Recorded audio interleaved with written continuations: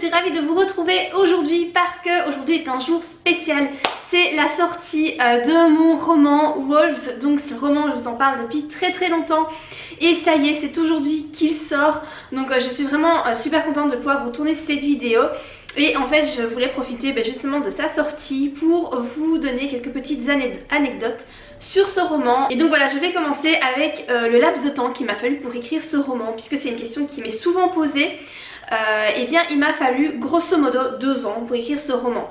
Alors je l'avais écrit une première fois en entier, donc c'est à dire qu'il y avait je sais pas, c'était 280 pages à 4, mais je ne sais pas combien ça fait de mots, mais voilà, c'était quand même un gros pavé.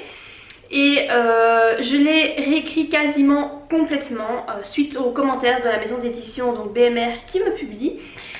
Voilà, il y a certaines choses qui n'allaient pas à juste titre et donc j'ai décidé de complètement le réécrire pour qu'il soit beaucoup mieux.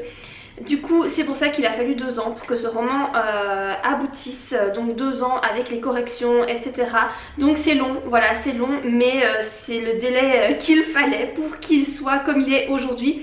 Et voilà, pour moi c'est vraiment la meilleure version de ce roman que je pouvais donner.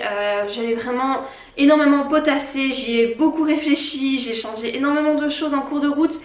Et voilà, sa version maintenant que vous pouvez lire, et ben c'est vraiment la meilleure version de ce roman. Et donc pour vous donner le laps de temps, je l'ai commencé début 2017 et je l'ai terminé vers le mois de mars-avril 2019. Alors c'est un roman qui fait 479 pages, il y a un prologue, un épilogue et 32 chapitres. Alors évidemment, comme dans tous les romans, j'y aborde différents thèmes. Le thème principal c'est l'amour, puisque voilà, si vous me connaissez un peu, si vous avez déjà lu mes livres, vous savez que mes romans sont toujours des romans d'amour. C'est vraiment un thème que j'adore, un thème, voilà, vraiment c'est là-dessus que je préfère écrire, même si j'y insère du fantastique, de la science-fiction, le thème principal ça reste quand même l'amour. Dans ce roman-ci, il y a également de l'érotique, donc si vous n'aimez pas ça, passez votre chemin parce qu'il y a des scènes érotiques. Il s'agit d'un triangle amoureux, donc on va retrouver l'héroïne qui va être partagée entre au début 3 hommes et ensuite 2 hommes. J'y ai inclus également quelques notions de chamanisme puisque l'histoire se déroule dans une réserve indienne. Donc il y a également quelques notions de légende indienne propres voilà, au peuple Cherokee. Donc vraiment un petit peu comme ça, il y a un petit peu de magie si vous voulez, mais pas extrêmement présente, voilà, c'est vraiment en toute petite dose. Alors par rapport à l'inspiration de ce roman, parce que évidemment toutes les histoires sont inspirées de quelque chose à la base, de une ou plusieurs choses. Moi il y a 2 grandes choses qui m'ont inspiré ce roman. La toute première chose c'est mon père, voilà, l'héroïne dans cette histoire. En fait ses parents meurent dans les attentats du Bataclan, donc c'est-à-dire son père, sa mère et sa sœur jumelle. Et en rangeant les affaires de son père, en rangeant son bureau, elle découvre une cachette secrète avec des documents dissimulés à l'intérieur qui lui apprennent que son père a en fait fait un enfant avec une amérindienne lorsqu'il a fait son service militaire, enfin lorsqu'il a été, voilà, pendant qu'il faisait son service militaire, il a dû aller en mission là-bas et voilà, il a eu une aventure avec cette indienne et un enfant est né de cette aventure. Il a choisi de renier cet enfant parce que quand il est rentré donc, en France, il s'est mis en couple avec la maman de l'héroïne, donc de Chloé, et qui est très vite tombée enceinte également des jumelles. Du coup il a dû faire un choix entre ces 2 familles et il a choisi sa famille française. Il continuait à envoyer régulièrement de l'argent à sa fille amérindienne pour quand même subvenir à ses besoins etc, mais personne n'était au courant de cette histoire.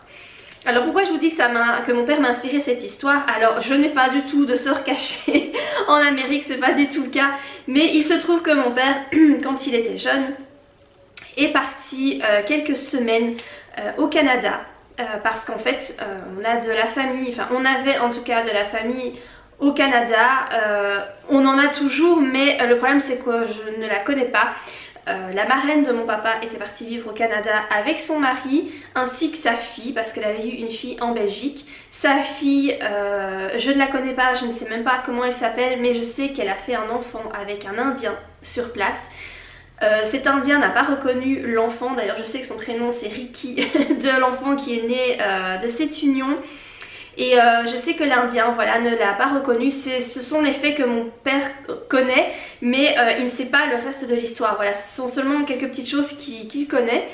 Et malheureusement, sa marraine est décédée il y a déjà quelques temps de ça, et je n'ai jamais pu aller la voir parce que je n'ai jamais eu l'occasion d'aller au Canada. Ma maman ne voulait pas prendre l'avion, et ben voilà, j'avais pas y aller toute seule, hein. J'étais encore jeune, je crois adolescente, voire je sais plus du tout quel âge j'avais, mais j'étais beaucoup trop jeune pour entamer un voyage comme ça au Canada toute seule. Donc je n'ai jamais pu aller la rencontrer, mais il se trouve que j'ai de la famille quand même là-bas, puisqu'elle a eu des enfants, et donc du coup j'ai des espèces de cousins éloignés qui vivent là-bas au Canada. Mais je ne connais pas leur nom de famille, je ne connais pas leur prénom, je ne sais pas qui ils sont, et j'ai donc effectivement de la famille amérindienne puisque il y a quand même eu une union, et peut-être pas qu'une, je ne sais pas pour le reste, mais je suis certaine en tout cas qu'il y a eu une union avec un Amérindien et qu'un enfant est né de cette union. Du coup voilà, c'est un peu tout ça qui m'a inspiré l'histoire, voilà, le fait que mon papa aime beaucoup le Canada, il aime beaucoup tout ce qui est indien, et il m'a un peu transmis ça, je pense, parce que j'aime beaucoup tout ce qui est culture amérindienne. Je suis vraiment passionnée par ça, et je rêve vraiment d'aller dans ces pays là pour pouvoir visiter des réserves indiennes, en apprendre plus. J'aimerais vraiment beaucoup, c'est vraiment quelque chose que j'ai très envie de faire, mais voilà, en attendant de pouvoir le faire, j'écris des histoires là-dessus, hein. Donc ça c'est la première inspiration. La seconde inspiration c'est la légende de Romulus et Rémus, qui est une légende romaine, donc et ce sont en fait des jumeaux qui ont été élevés par une louve, et donc la louve qui les a nourris de son lait. Donc en gros c'est ça la légende, et c'est là-dessus que je me suis basée pour créer les personnages qui sont des jumeaux de Waya et Amarok. Alors par rapport justement à Waya et Amarok, qui sont ceux qui m'ont inspiré ces deux personnages, puisque je ne le fais pas à chaque fois, mais ici je l'ai fait pour ces deux hommes. Je me suis inspirée de personnes qui existent réellement, du moins physiquement, hein. Pour Amarok, celui qui m'a inspiré, donc le physique d'Amarok, c'est Ben Barnes. Donc Ben Barnes, c'est celui qui a joué dans Le Prince Caspian, il a joué dans la saga, la série The Punisher, Westworld, voilà, c'est un acteur qui est quand même très très connu, et qui je trouve est vraiment extrêmement beau. Et pour Waya, celui qui m'a inspiré, c'est un mannequin qui s'appelle Brandon Katz, je crois que ça se prononce comme ça. Je vous laisserai de toute façon des photos ici pour que vous puissiez juger par vous-même, que je trouve également très beau. Il vit je pense aussi aux États-Unis, et voilà, je trouvais que leur physique correspondait extrêmement bien au personnage que je voulais créer. Alors pourquoi est-ce que j'ai choisi l'endroit de la réserve indienne de Cherokee pour écrire mon histoire? Eh bien tout simplement parce que il fallait que je choisisse une réserve indienne, mais étant donné que je ne suis jamais allée personnellement sur place, je devais pouvoir trouver des informations suffisamment abondamment sur internet pour pouvoir vraiment essayer de me rendre compte comment c'était sur place. Donc cette réserve indienne de Cherokee, on retrouve quand même pas mal de photos, ils ont un site internet, j'ai trouvé les plans aussi de la réserve indienne, donc j'ai quand même trouvé énormément d'informations sur internet, ce qui m'a permis de créer l'univers de mon roman sans avoir jamais mis les pieds sur place. Et donc par rapport à la couverture, c'est la maison d'édition donc BMR qui l'a réalisée. On peut y retrouver une femme donc, qui représente Chloé, l'héroïne, ainsi que deux hommes, donc on voit simplement l'épaule des hommes, donc ce qui suggère Waya et Amarok, mais voilà, sans montrer le visage, donc ça je trouve ça très très chouette. Et en contrebas vous avez une forêt donc, qui représente les montagnes Appalaches, qui est un endroit central par rapport à l'histoire. Comme dans tous les romans, l'auteur veut toujours faire passer des messages, voilà, qu'on le souhaite ou non, qu'on le fasse exprès ou non, il n'y a rien à faire, il y a toujours des messages que l'on fait passer dans nos romans. Personnellement, il y a plusieurs messages que j'ai voulu faire passer, et donc je vais vous en parler maintenant.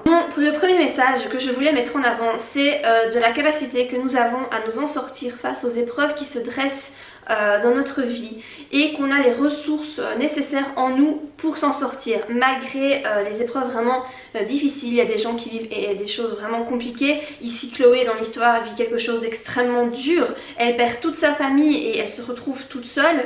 C'est vraiment difficile pour elle de vivre ça et malgré tout elle parvient à s'en sortir péniblement. Oui, le chemin est long et le chemin est ardu, mais elle y arrive quand même et c'est vraiment un message d'espoir que je voulais faire passer dans ce livre pour toutes les personnes qui vivent des choses compliquées. Sachez qu'il y a toujours moyen de s'en sortir et on finit toujours par voir le bout du tunnel. Le deuxième message que je voulais faire passer, c'est de ne pas hésiter à s'appuyer sur quelqu'un lorsqu'on ne s'en sort plus. C'est le cas ici de Chloé, elle a beaucoup de mal à s'en sortir donc vis-à-vis de ce qu'elle a vécu. Ses blessures sont toujours à vif, elles ne cicatrisent pas, mais grâce à eh bien, quelqu'un, je vous laisse découvrir grâce à qui dans le livre elle va réussir à s'en sortir. Et bien voilà, cette personne va l'aider et va lui permettre de guérir et de surmonter ces épreuves. Le troisième message que j'avais envie de faire passer, c'est une croyance profonde que j'ai en moi. Il s'agit de la connexion entre les âmes. Alors ici c'est vrai qu'il y a un aspect magique dans l'histoire, c'est complètement imagé, hein, voilà, c'est une fiction, c'est fait pour faire rêver, pour faire fantasmer, mais je crois de toute façon à la connexion entre les âmes. Je pense que quand quelqu'un entre dans votre vie, eh bien ce n'est pas par hasard et je pense que cette personne a été mise sur votre chemin pour une bonne raison et que voilà, il y a quelque chose à en tirer. Toutes les personnes que vous rencontrez, avec qui vous vivez une histoire, sont là pour quelque chose, pour quelque chose de vraiment bien précis. Et je crois vraiment que parfois on peut rencontrer des gens dont l'âme nous percute et qu'on a cette espèce de sentiment de retrouver un être cher alors qu'on ne connaît pas cette personne. Je crois vraiment profondément en ça, je crois en l'âme et je crois vraiment à toutes ces choses qui fait que voilà, on retrouve comme ça des gens connus qu'on ne connaît pas, mais vraiment quand on les retrouve on a l'impression d'être chez nous, d'être arrivé chez nous et ces personnes qui font du bien à notre cœur et à notre âme. Je pense aussi que malgré toutes les mochetés qui peuvent nous arriver, la vie fait toujours en sorte de nous remettre sur le droit chemin, sur le bon chemin plutôt, pas vraiment sur le droit chemin mais plutôt sur le bon chemin, le chemin en tout cas qui va nous amener vers le bonheur ou vers ce à quoi on doit tendre. Je pense que vraiment c'est ce que la vie fait quand on est censé rencontrer une personne en particulier. La vie va mettre des embûches sur votre chemin ou va vous faire prendre des virages assez perturbants pour que vous puissiez arriver à rencontrer telle personne à tel moment. Voilà, je crois très fort en ça et c'est ce que je voulais faire passer dans ce roman. Donc voilà par rapport à ces petites anecdotes sur mon roman Wolves. Écoutez, j'espère que ça vous aura envie de le découvrir. J'espère que vous aurez beaucoup de plaisir à lire ce roman. En tout cas autant de plaisir que j'en ai eu à l'écrire. Si vous voilà, le téléchargez en numérique, s'il vous plaît n'hésitez pas à laisser des commentaires sur les plateformes de téléchargement que vous utilisez, que ce soit Kobo, Amazon, Google, enfin voilà, peu importe. N'hésitez pas à laisser des commentaires parce que ça aide vraiment les auteurs à se faire connaître, ça aide à conseiller également les autres lecteurs potentiels qui pourraient s'arrêter sur le roman et se demander si ça pourrait leur plaire ou non. Beaucoup de gens lisent les commentaires et donc ça pourrait vraiment leur donner une indication et leur donner envie de lire mon roman. Donc vraiment n'hésitez pas, ça vous prend pas longtemps, je vous demande pas de faire des tartines de commentaires mais juste un petit commentaire ça fait plaisir et puis ça permet aussi que je puisse voir si vous avez aimé le livre ou pas, mais j'espère vraiment que vous allez l'apprécier. N'hésitez pas vraiment à laisser des commentaires. Moi je suis vraiment hyper contente de pouvoir vous partager ce roman, je crois que ça se voit, hein. J'ai eu un sourire pendant toute la vidéo, mais vraiment je suis très contente de pouvoir sortir ce roman et voilà, j'espère qu'il aura vraiment un très beau chemin devant lui. Donc voilà, moi en tout cas j'espère que cette vidéo vous aura plu. Si c'est le cas n'oubliez pas de la liker et je vous dis à très bientôt pour de prochaines vidéos. Bye!